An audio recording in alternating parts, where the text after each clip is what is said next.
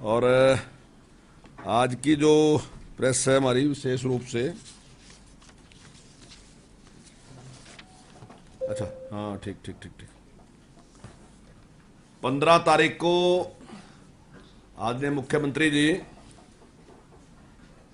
यमुनानगर में हरियाणा प्रगति रैली करने जा रहे हैं।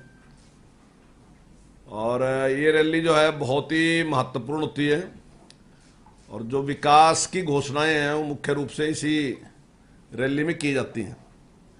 पिछली बार इस प्रकार की रैली का आयोजन जो था वो शुरुआत में ही किया गया था, लेकिन अब की बार कोरोना की वजह से ये कुछ देरी से की जा रही है। और पिछली बार जो घोषणाएं हुई थी लगभग वो सारी पूरी हो चुकी हैं। अगर मैं एक विधानसभा की बात कहूं केवल जगाधरी की, तो 1082,85,60,60,000 रुपए के काम उसमें घोषित किए गए थे जो पूरे हो चुके हैं। अगर आप सारे का अनुमान लगाएं तो लगभग 4,000 करोड़ रुपए के विकास के कार्य पिछली बार माननीय मुख्यमंत्री जी ने घोषित किए थे और वो सारे के सारे लगभग पूरे हो चुके हैं। अगर हम कॉलेज की दृष्टि से देखें तो हमारे यहाँ एक कॉलेज था, उस कॉलेज की भी जितनी बिल्डिंग थी उससे ज्यादा बढ़ाई गई और उसके अलावा 3 सरकारी कॉलेज और बने। अगर ऐसे ही आईटीआई को देखें तो वो भी 4 गुना ज्यादा बढ़ी है। अगर हम हॉस्पिटल को भी देखें तो अगर बेड के हिसाब से अगर हम देखें तो वो 6 गुना से भी ज्यादा बेड की व्यवस्था है। जैसे यमुनानगर जो पहले 100 बेड का था वो अब 200 बेड का बन के तैयार है। लगभग आने वाले 1 या 2 महीने में उसका उद्घाटन हो जाएगा। ऐसे ही अगर मैं छछरौली की बात करूं जो 6 का था वो 15 का है, ऐसे ही मैं खिजराबाद की बात करूं जो 6 का था वो 15 का है। तो सारी जगह इस प्रकार से जो विकास के काम थे वो पिछले जो घोषणा हुई थी वो सारे के सारे हमारे हो चुके हैं। और अब माननीय मुख्यमंत्री जी 15 तारीख को वहां पहुंच रहे हैं और निश्चित तौर से बहुत सी ऐसी घोषणाएं जो डेवलपमेंट की अभी कुछ कमियां थी उनको पूरा करने का वो विश्वास दिला के आएंगे और निश्चित तौर से वो अपने टाइम पे पूरी भी होंगी, ऐसा मेरा विश्वास है। और जनता में भारी उत्साह है। अभी आप हमारे कार्यक्रम देख भी रहे होंगे क्योंकि आजकल तो कोई चीज छुपी ही नहीं है, वो सारा कुछ फेसबुक पे दिख जाता है। तो जनता में बड़ा भारी उत्साह है और मैं समझता हूं कि ये आज तक की शायद यमुनानगर के इतिहास की सबसे बड़ी जनसभा होगी जिसमें मुख्यमंत्री जी का स्वागत किया जाएगा। और मैं ऐसी आशा कर रहा कि उसी प्रकार की घोषणाएं जैसे पहले थी उसी प्रकार से इस बार होंगी और विकास के काम की कोई कमी नहीं रहेगी, ऐसा मेरा विश्वास है। कुछ और हाँ कह लो, इस पर कह लो। घनश्याम दास जी कुछ कहना था। माननीय मंत्री जी ने विस्तार से यमुनानगर जिले में जो विकास कार्य हुए हैं उसकी जानकारी दी। यमुनानगर विधानसभा क्षेत्र का प्रतिनिधि होने के नाते यमुनानगर में 200 बिस्तर का नया अस्पताल बना है जो 30 जून तक पूरा हो जाएगा। उस पर 105 करोड़ रुपए की लागत आई है। इसी तरह यमुनानगर विधानसभा में श्री गुरु तेग बहादुर जी के नाम से एक मेडिकल कॉलेज बनने जा रहा है जो अपने आप में यमुनानगर विधानसभा के लिए बहुत बड़ी उपलब्धि है। यमुनानगर में ही चांदपुर का बिजली घर है, उसकी कैपेसिटी बढ़ाई गई है। खजूरी रोड पर शादीपुर के पास पुरानी नहर कॉलोनी में 66 केवीए का नए बिजली घर की स्थापना की घोषणा हो चुकी है। उस पर भी इसी वित्त वर्ष में काम शुरू हो जाएगा। इसके साथ ही जैसा कि माननीय मंत्री जी ने आपको जानकारी दी, उसमें मैं ये भी जोड़ना चाहता हूं कि जब मुख्यमंत्री जी पहली बार यमुनानगर आए थे तो उस समय एक खजूरी रोड है जिसके ऊपर बहुत बड़ा हब है बोर्ड प्लाई इंडस्ट्री का। वहां की स्थिति बड़ी दयनीय रहती थी, पानी भरा रहता था, ट्रैक्टर ट्रालियां उल्टी पलटी रहती थी। उस सड़क को आरसीसी की बनाने का काम और उस पर सारा ड्रेनेज सिस्टम और आईपीएस बनाकर उस सारे गंदे पानी को एसटीपी में ले जाने का काम की घोषणा माननीय मुख्यमंत्री जी ने की थी, उसको भी धरातल पर उतारा गया है। ठीक इसी प्रकार यमुनानगर के बीचों बीच वेस्टर्न यमुना कैनाल निकलती है बाडी मायरा ताजकपुर और एक बहुत बड़ा क्षेत्र और विशेष रूप से उत्तर प्रदेश को जोड़ने के लिए एक पुल था जो वन वे ट्रैफिक था। 12 करोड़ की लागत से उस पर नए पुल का निर्माण करके उसको 4 मार्गीय बनाया गया है। ठीक इसी प्रकार यमुनानगर जिले में हर पार्क में जिम और झूले लगाने का काम किया गया है। पिछले 2 वर्षों में यमुनानगर नगर निगम के क्षेत्र में 39 नए ट्यूबवेल लगवाकर 12.5 किलोमीटर लंबी पाइपलाइन डालकर समाज के प्रत्येक व्यक्ति को पीने का पानी सुलभ हो, ऐसी व्यवस्था माननीय मुख्यमंत्री जी के नेतृत्व में हमने कंवरपाल जी का सहयोग लेते हुए की है। सर, और ये इसी प्रकार के विकास कार्य जो हैं वो रदौर और सडौरा में भी हुए हैं। और एक बहुत बड़ा पुल है जो लगभग 100 करोड़ के करीब उस पर खर्च हो रहा, जो रदौर में बनाया जा रहा है नगली घाट पे। तो बड़ा महत्वपूर्ण पुल तो काफी बने, लेकिन ये काफी बड़ा पुल है क्योंकि यमुना के ऊपर बहुत ही कम पुल है। अगर यहाँ से दिल्ली तक आप देखो तो मेरे ख्याल से 3 या 4 ही पुल होंगे। तो वो बनाने का भी काम किया और दोनों विधानसभाओं में इसी प्रकार से विकास के कार्य और भी किए गए। सर, एक सवाल है सर, कितनी बड़ी रैली होगी, कितनी संख्या होगी, और इसके अलावा कितने करोड़ की योजनाओं का एस्टिमेट बता सके? कुछ चीजें आप उस दिन रैली वाले दिन बताएंगे? देखिए, हमने जो जरूरत है उसके हिसाब से सारा कुछ हमने उसकी तैयारी करके माननीय मुख्यमंत्री जी के ऑफिस में भेज दी है। उनकी फिजिबिलिटी चेक की जा रही है और निश्चित तौर से हमें पूरी उम्मीद है कि 15 तारीख को जिस प्रकार से पहली घोषणाएं हैं उसी प्रकार की घोषणाएं इस बार भी माननीय मुख्यमंत्री जी करेंगे। और मैं समझता हूं कि लगभग क्योंकि चुनाव के दौरान हमने एक बात कही थी कि हम 3 साल में आपके पास कोई बताने के लिए काम नहीं बचेगा, जो जरूरी काम है सारे हम कंप्लीट कर देंगे। लेकिन कोरोना की वजह से थोड़ा लेट है गए, तो अब हमने लोगों से भी, अपने जो मतदाता हैं समर्थक हैं, उनसे भी कहा है कि भी 2 साल तो लेट है गए हम, लेकिन चुनाव आने तक कोई काम ऐसा नहीं होगा जो बकाया रहेगा। लगभग जरूरत के काम सारे पूरे कर देंगे। इस रैली में कोई सेंट्रल गवर्नमेंट से भी आएगा? नहीं, इसमें माननीय मुख्यमंत्री जी आएंगे। वीर सावरकर को लेकर जो पाठ पढ़ाया जा रहा है 9 में, उसको लेकर ऑपोजिशन करना है, समाज भाई की जो क्लास को बदला जा रहा है। नहीं, देखिए, वीर सावरकर के बारे में अभी पढ़ाया जा रहा है ऐसा नहीं, वीर सावरकर के बारे में पहले भी पढ़ाया जा रहा था। और मैं पूरा उसके पक्ष में हूं कि वीर सावरकर जी ने जो बलिदान देश के लिए दिया, जो संघर्ष देश के लिए किया, वो अपने आप में बेमिसाल है। उनकी एक फिलॉसफी है, उन्होंने अपने तरीके से काम किया। अब कुछ लोगों को लगता है कि भाई अगर जो फिलॉसफी गांधी जी की है वो ही रहनी चाहिए, तो वो उनकी सोच हो सकती है। जो देश की लड़ाई लड़ने वाले लोग थे उनकी अलग अलग थी। अगर क्रांतिकारियों की हम लें तो क्रांतिकारियों की अलग सोच थी, महात्मा गांधी जी की अलग सोच थी, वीर सावरकर जी की अलग सोच थी, लेकिन सभी महापुरुष देश की आजादी के लिए ही लड़ाई लड़ रहे थे। तो इसका मतलब कोई ये नहीं है कि कोई महापुरुष कम हो गया, सब उतने ही बड़े महापुरुष हैं, देश के लिए काम कर रहे थे। जानकारी है, विभाजन के प्रमुख कारणों में कांग्रेसी नेतृत्व की थकान और उसकी जो सत्ता लोलुपता थी उसकी वजह से ये विभाजन हुआ, ऐसा भी अब किताबों में पढ़ाया जाएगा कि कांग्रेस देखिए ये जो बात है, इतिहास जो है ना जी, इतिहास को आप शुगर कोटेड नहीं बना सकते कि आप मीठी मीठी बातें लिखेंगे, अगर कोई कड़वी है तो वो भी बात कही जा। जहां कांग्रेस को बहुत से श्रेय मिल रहे तो वहां कुछ गलतियां भी हुई हैं, उन गलतियों का भी जिक्र किया ही जाएगा। वहीं अगर हम 562 रियासतों का जिक्र कर रहे हैं कि जिस कुशलता के साथ सरदार पटेल ने उनका विलय किया वो अपने आप में बेमिसाल है, तो वो भी कांग्रेस के ही नेता थे, इसी देश के उप प्रधानमंत्री थे। लेकिन अगर देश का विभाजन स्वीकार किया गया तो वो भी एक बड़ी गलती थी, तो उसमें भी जिक्र निश्चित तौर से होगा। मैं आपको एक जानकारी देना चाहूंगा, एक रतन आर.के. नेहरू थे, और जो मेरे ख्याल से 1955 से 1958 तक चाइना में हमारे राजदूत रहे, उनकी पत्नी है राजन नेहरू। उसने एक पुस्तक लिखी, मैंने वो पढ़ी, और उसने कहा कि जब अपने राष्ट्रपति राजेंद्र प्रसाद जी चाइना में गए तो उन्होंने का खाना रखा और वहां पे उनको जो उस टाइम माओ थे उनको बुलाया, जो वहां के चेयरमैन थे। तो डॉक्टर राजेंद्र प्रसाद जी ने बहुत सी बातें बताई कि हमारा कल्चर, हमारी संस्कृति कितनी महान है। लेकिन वो कुछ नहीं बोले, वो सिगरेट ही पीते रहे जो उसकी किताब में लिखा। और लास्ट में उसने एक बात कही कि जब आपका कल्चर, आपकी संस्कृति इतनी महान थी तो आपने देश का विभाजन कैसे स्वीकार कर लिया। और उसने कहा, माओ ने, अगर आपकी जगह में होता तो मैं कभी भी इस विभाजन को स्वीकार नहीं करता।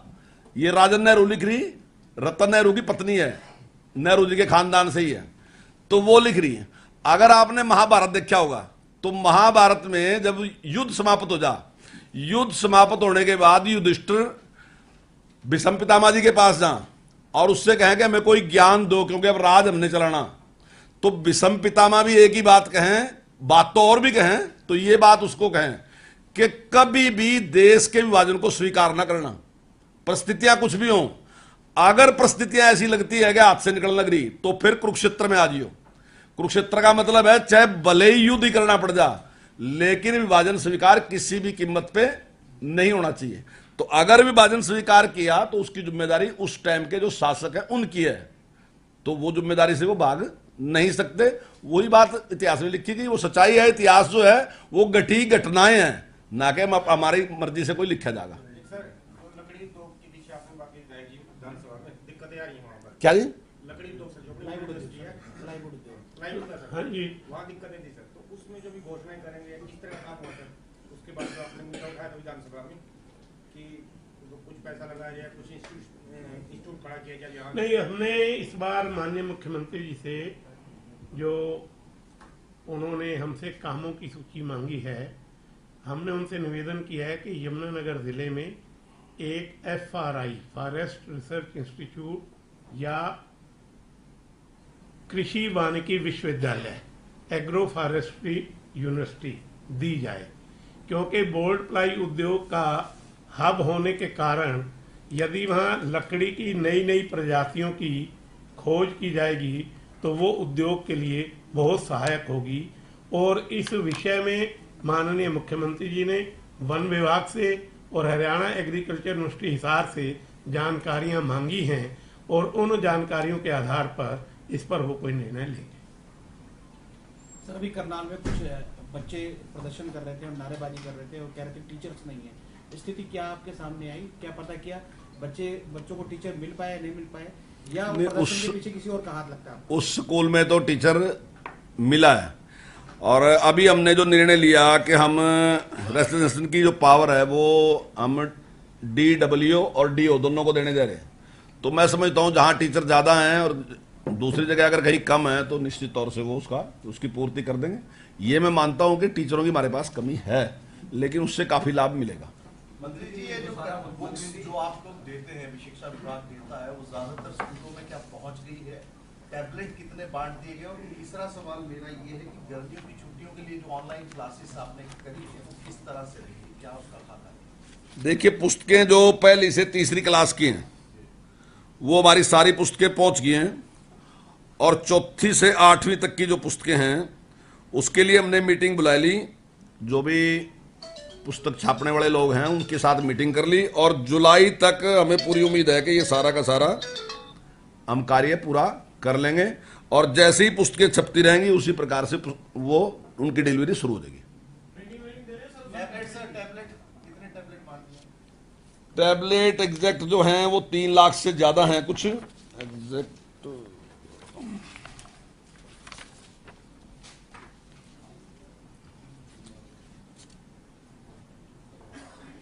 3,07,000 टैबलेट जो है हमने बांट दिए। और इस मास के अंत तक लगभग हम जितने भी हैं 5 लाख हैं, वो 5 लाख के 5 लाख, अगर उनकी संख्या और बढ़ती है तो वो भी हम खरीद के दोबारा उनको दे देंगे। 3,07,7 307। मंत्री जी, ये जो छुट्टियां करी है उसमें सबकी क्लासेस ऑनलाइन लगेगी या सिर्फ 10वीं से 12वीं तक? नहीं, केवल 10वीं से 12वीं ही ऑनलाइन लगेगी। उसमें दोनों लाभ रहेंगे कि जैसे अभी नए नए टैब भी मिले, बच्चों को भी उसका काफ़ी उत्साह है, सीखने का भी मन है बच्चों का भी, और उस उत्साह का लाभ भी उठाया जाए। बच्चों को भी खूब मन है और थोड़ा एक नया अनुभव है, तो नया अनुभव जो है इसमें ही हम उसमें काफ़ी ट्रेंड, बच्चे भी ट्रेंड होंगे और जो हमारे टीचर हैं उनको भी अच्छा उसमें। यूपी सरकार ने मदरसों में नेशनल एंथम जरूरी कर दिया है, क्या ऐसा हरियाणा सरकार भी सोच रही है करने के? क्योंकि यूपी सरकार ने नोटिफिकेशन जारी कर दिया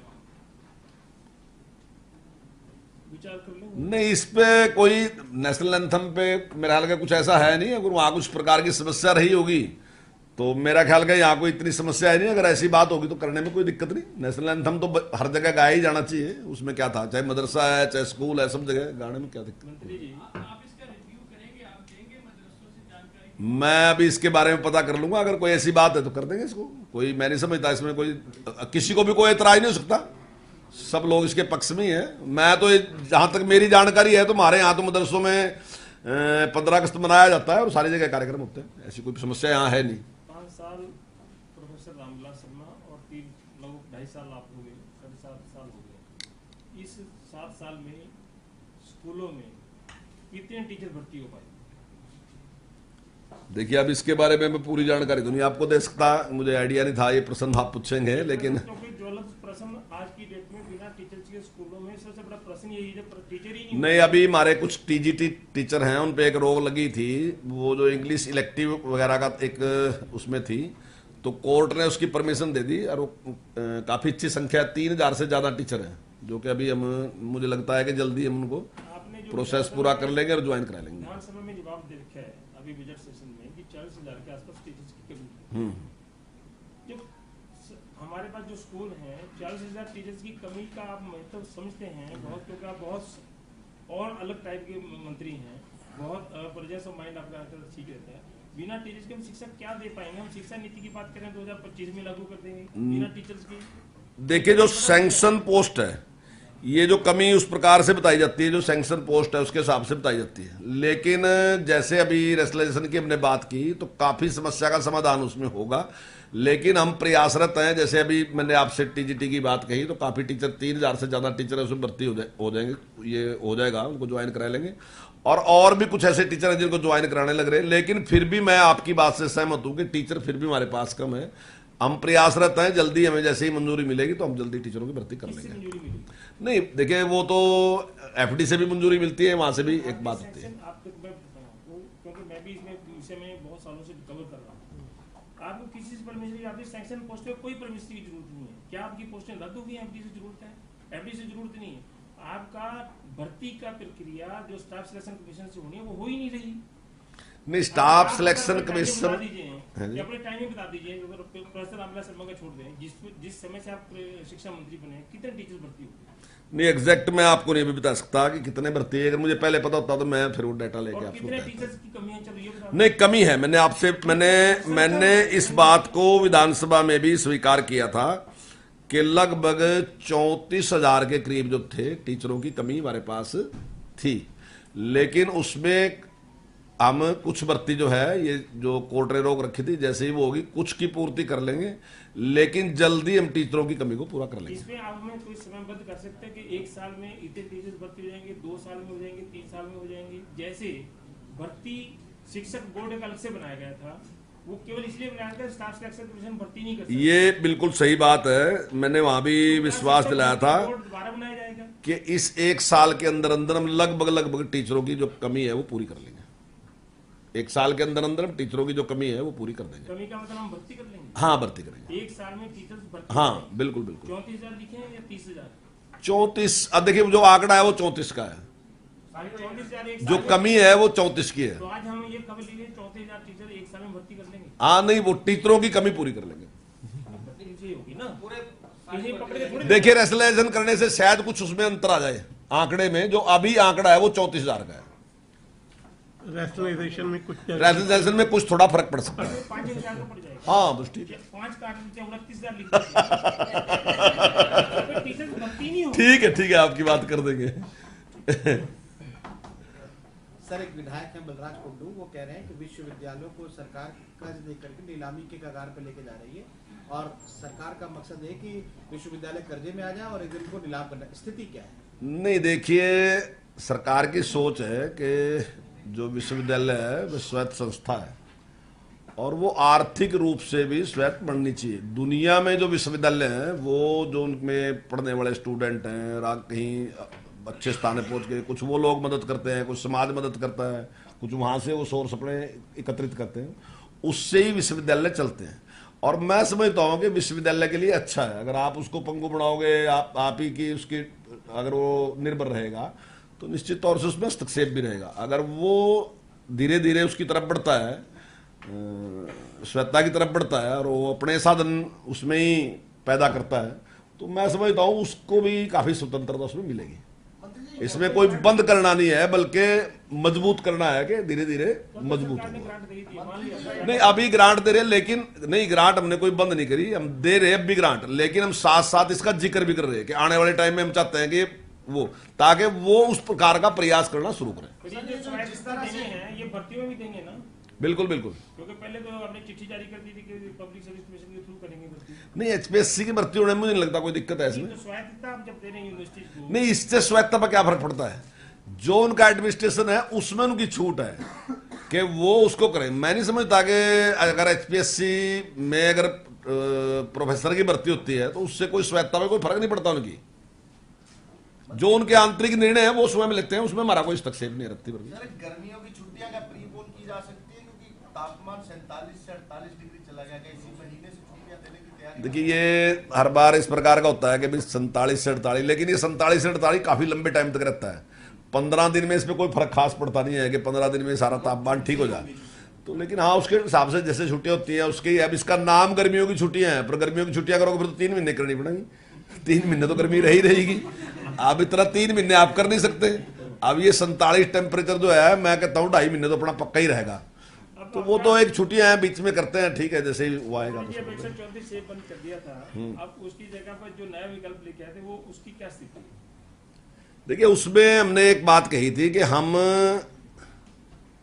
जो मान्यता प्राप्त स्कूल हैं उनके साथ बातचीत करके बच्चों का एडमिशन कराएंगे, और वो प्रक्रिया शुरू है। अब मेरे पे एग्जैक्ट आंकड़ा नहीं है अभी आपको देने के लिए कितनी भर्ती, लेकिन हमने उसके काफ़ी अच्छे जो हैं, जो फीस जो है, जो 300 हम पहले दे रहे थे वो 700 कर दी, और जो पहले 500 दे रहे थे वो हमने 900 कर दी, और जो 700 दे रहे थे वो हमने 1100 कर दी। तो मैं समझता हूँ इतनी फीस पे काफ़ी स्कूल हैं जो एडमिशन करते हैं। जो बहुत ही हाई फाई स्कूल हैं उनको छोड़ के बाकी आम रूटीन में जो बीच के स्कूल हैं वो सब के सब एडमिशन करने के लिए तैयार हैं। इसमें क्या हमने पैमाना लगाया कि जो एडमिशन लेना चाहता है उसको दे देंगे या कोई 25? नहीं, 1,80,000 से जिनकी आमदन कम है वो ठीक है, उस 1,80,000 से निचले वाले बच्चे जो भी, हाँ, उसमें जो टेस्ट लेके जो हैं उसमें एडमिशन करते टेस्ट होगा। हैं। हाँ, सर, विधायक साहब, आपके इलाके में एक सबसे बड़ी समस्या थी हैवी ट्रैफिक की। शायद आपको पता, आपको एक बड़ा नुकसान भी झेलना पड़ा उसके वजह। स्थिति क्या आज के समय, क्या हैवी ट्रैफिक बंद हो चुका है या उस पर लगाम लगाई जा चुकी है? ऐसे काफी जो यातायात की सुविधा उसको सुचारू करने के लिए जिला प्रशासन ने और हमने रोड सेफ्टी की मीटिंग में उस समस्या का समाधान किया है। सबसे पहला समाधान तो माइनिंग जोन से जो हैवी ट्रैफिक आता था, ओवरलोडेड ट्रैफिक कह लीजिए, हैवी ट्रैफिक कह लीजिए, वो हमने जगाधरी तिकोनी के पास से दादूपुर नलवी नहर के ऊपर एक सड़क का निर्माण किया है जो सीधा पंचकुला कलानौर हाईवे के ऊपर आकर मिलता है। तो बाजार से और यमुनानगर के बीचों बीच जो डीसी ऑफिस के सामने से सड़क है, वहां पर से जो ट्रैफिक आता था उसके ऊपर हमने नियंत्रण कर लिया है, और वो सारा ट्रैफिक जो है बारों बार जाता है। और फिर जो अपना ट्रैफिक पुलिस है या यातायात को सुचारू रखने के लिए जो विभाग हमने बनाया हुआ है वो भी इसमें हमारा काफी सहयोग करता है। मैं ये तो नहीं कह सकता कि 100% नियंत्रण कर लिया गया है, परंतु जो एक बहुत बड़ी समस्या थी उसका समाधान कर दिया गया। मंत्री जी, आपके एरिया में रूरल भी थोड़ा सा पड़ता है, बिजली की क्या स्थिति है? बढ़िया, ठीक है। देखिए, बिजली का एक दौर रहा जिसमें काफ़ी दिक्कत आई, ट्रिपिंग भी चलती रही, और उसका कारण मुख्य रूप से ये था कि गर्मियाँ जो हैं वो 15 दिन एडवांस थी, और 15 दिन एडवांस होने का मतलब है इतने एसी और दूसरे चले के होंगे, उसकी वजह से आई। लेकिन आज की तारीख में बिजली की व्यवस्था बिल्कुल ठीक है, कोई दिक्कत नहीं है किसी को भी, है। हाँ, 15 दिन दिक्कत रही, लेकिन अब ठीक है, इस टाइम कोई प्रॉब्लम नहीं है। अब कोई कट नहीं गाँव में? नहीं, कोई कट नहीं है, अब बिल्कुल ठीक है। मदरसों का कोई सरकारी आंकड़ा है हरियाणा? नहीं, अगली बार जब पूछोगे तो फिर ले आऊंगा। मुझे ध्यान नहीं था कि आप पूछोगे। 4,000 करोड़ का जो आपने बताया था ये घोषणा, ये चारों विधानसभा क्षेत्र, ये चारों विधानसभा ने अनुमान बताया, मैंने एक विधानसभा की बताई कि 1082, हाँ, 1082 की मारी थी, तो कुल मिला के चारों की जो है लगभग 4,000 करोड़ के आसपास की थी। यमुनानगर जिला 4 यमुनानगर जिला जी, जो ये पूरा हो गया अनुमान हाँ था। लगभग ये मान लो कि 98% पूरा गया। कोई एक दो कहीं बीच में, जैसे हमारा 200 बेड का हॉस्पिटल है, वो 2 महीने में कंप्लीट हो जाएगा, लगभग कंप्लीट है। तो कुछ काम ऐसे हैं जो अभी मान लो 5% या 10% अभी पूरे नहीं है, लेकिन लगभग पूरे हैं सारे। अरे चाय चुन पिलाते भाई।